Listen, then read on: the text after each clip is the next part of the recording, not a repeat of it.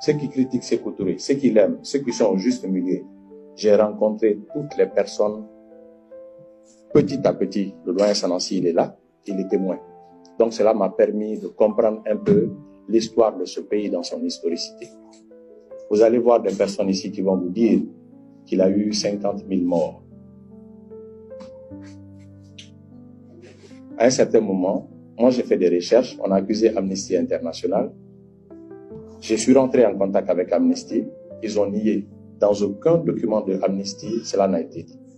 Mais au-delà de ça, confiant à un certain moment de tout ce qui se disait, j'ai pris un jour la possibilité de venir devant les médias, plus de 60 médias en Guinée. J'ai posé $10 000.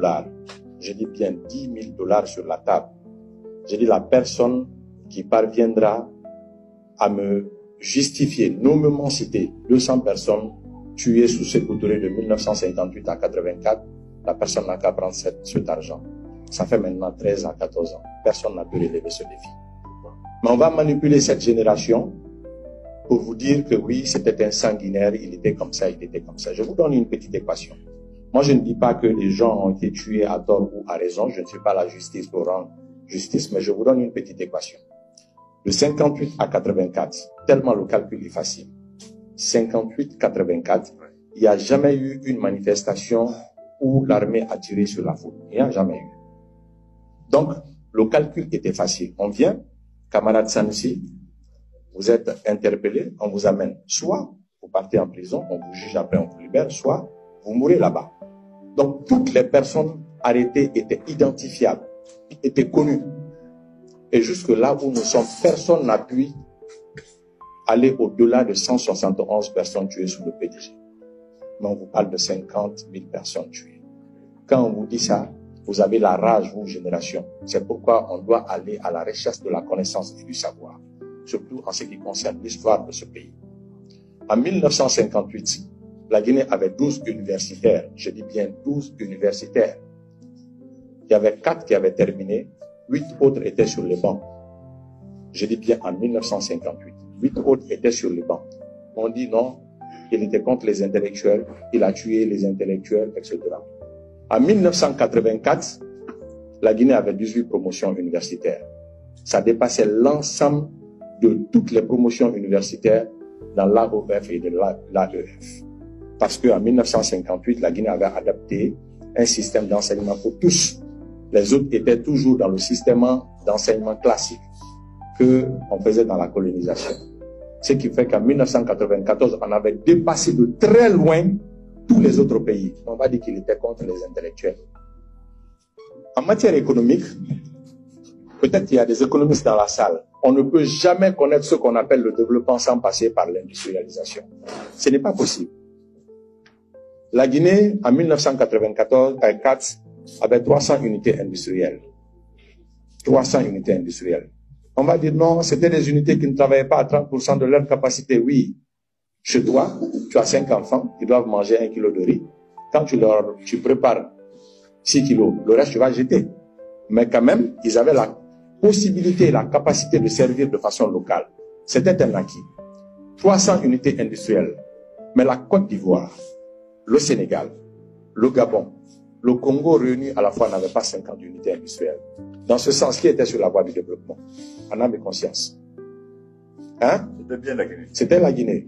Mais il faut que les gens fassent la différence entre l'utile et l'agréable. L'agréable, à l'époque, vous allez voir à Abidjan, on avait érigé quelques immeubles. Donc, elle était plus belle que Conakry. Oh, on dit oui, Abidjan, oui, développé et tout. Mais sur le chemin du développement, la Guinée était sur la voie que la Côte d'Ivoire. Un autre aspect, ce que je vous dis là, vous pouvez vérifier et je veux quelqu'un qui puisse me contester.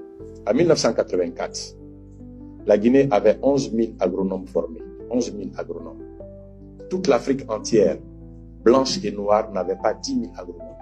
Toute l'Afrique entière, blanche et noire, n'avait pas 10 000 agronomes.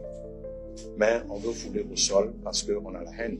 Moi, si je dois me cramponner sur l'histoire de ma famille, de ceux qui sont partis, ou bien ceux qu'on a subis, j'aurais dû dire tout à l'heure là que oui, non, c'est un sanguinaire, c'est comme ça. Mais la Guinée vaut mieux que mon père que ma mère, que mes enfants, que tout ce qui puisse exister, c'est la République de Guinée.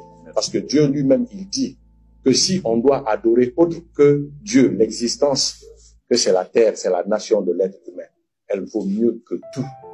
Je dis bien tout ce qui puisse exister.